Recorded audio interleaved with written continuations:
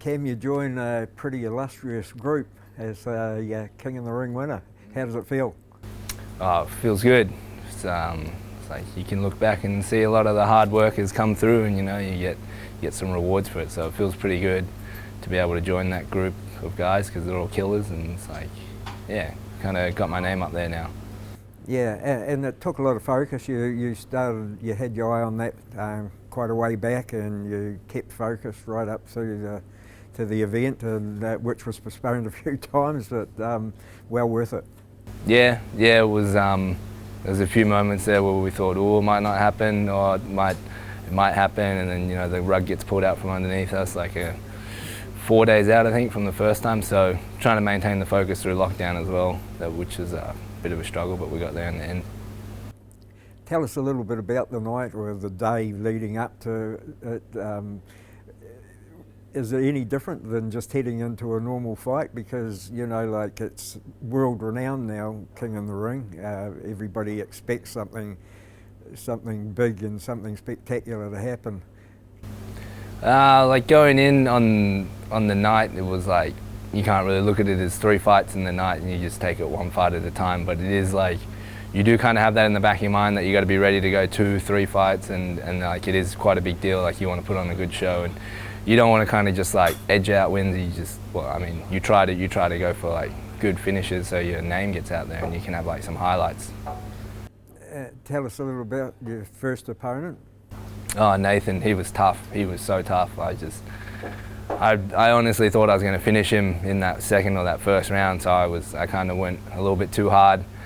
Got a little bit gassed, but I came back, and then the corner, Doug and Selby were telling me just stick to your game, keep it long. So I just did what they said, and yeah, it got me through. And any injuries after that one? You come through that okay?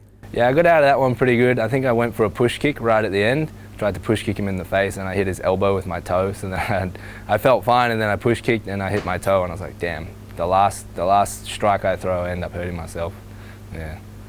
And how much of a problem was that for the rest of the night? Oh, it was nothing. Like as soon as you're in there, you don't feel anything. Yeah. So out the back, I put a bit of ice on it, and then it was all right. And then once I got going, it was warm and it was fine. Yeah. And fight number 2? Oh, fight number 2, that was tough. He's against Connor. He's got a hard head. Like I hit him with a lot of good shots, and he just kept coming forwards and coming forwards. It's almost like he fights better when he's rocked a little bit or he gets hit. So that was probably the toughest one of the night. And you're through to the final. Expectations. This is it. It's all or nothing, basically. Is that how you think? Yeah, like when I was in the back and I was waiting to go out, because it was a pretty quick turnaround from the semis into the final, I was just thinking in my head all the spiders we'd done and all like the sparring, and it's just like, well, I've got nothing to do after this, so like I just go out on my shield if I have to, go down swinging, like use all my energy, doesn't matter if I got injuries, sore hands, sore toes, just hit with them, and yeah. And it was worked out to perfection, and afterwards the elation, best feeling that you've ever had after a fight? Oh yeah, I'd say that's probably the best I've ever felt after a fight, like the biggest kind of like rush and like feeling of like joy and like happiness, and feeling like all the hard work was worth it. Like I'd say that's probably my most satisfying win. Yeah. How do you top it? Ooh, how do I top it? Either go for a second King in the Ring title, or go and go get one of those big UFC contracts, or get one of those big international MMA contracts. Yeah.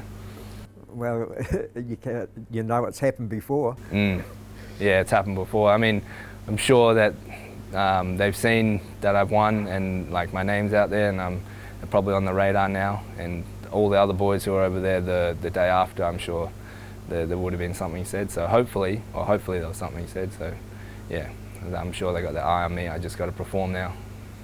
So what do you do now? Are you switch immediately back to MMA and try and get another fight, or are you just holding your ground at the moment and just keeping all options open?